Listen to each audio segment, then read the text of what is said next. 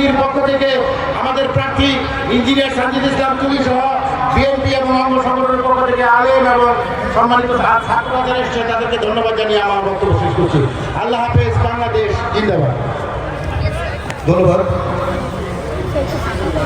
আপনারা জানেন যে আজকের এই অনুষ্ঠানে, এই দোয়া অনুষ্ঠানে প্রধান অতিথি হিসেবে উপস্থিত থাকার কথা ছিল আমাদের ঢাকা মহানগর উত্তর বিএনপির সংগ্রামী আহ্বায়ক এবং ঢাকা 16 আসন রূপনগর পৌরদের মাটি মানুষের নেতা জনাব আমিনুল হক।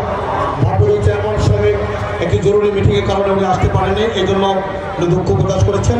এবং ডক্টর মাহাদি আমিন এবং ভারপ্রাপ্ত চেয়ারম্যানের উপদেষ্টা ওনারা থাকার কথা ছিল, ওনারা মিটিংয়ের কারণে আসতে পারেনি।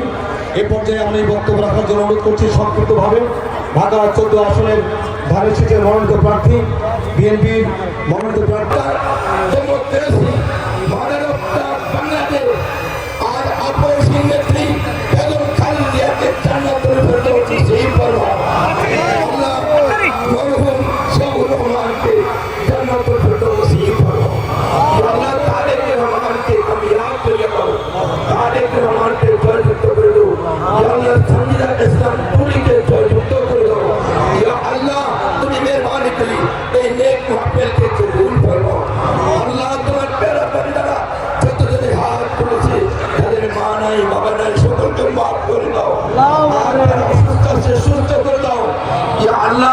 তুমি আমাদেরকে দিনের তৌফিক দান করো আল্লাহ। এই বাংলাদেশে আল্লাহ তোমার দিনকে জিন্দা করে দিন আল্লাহ।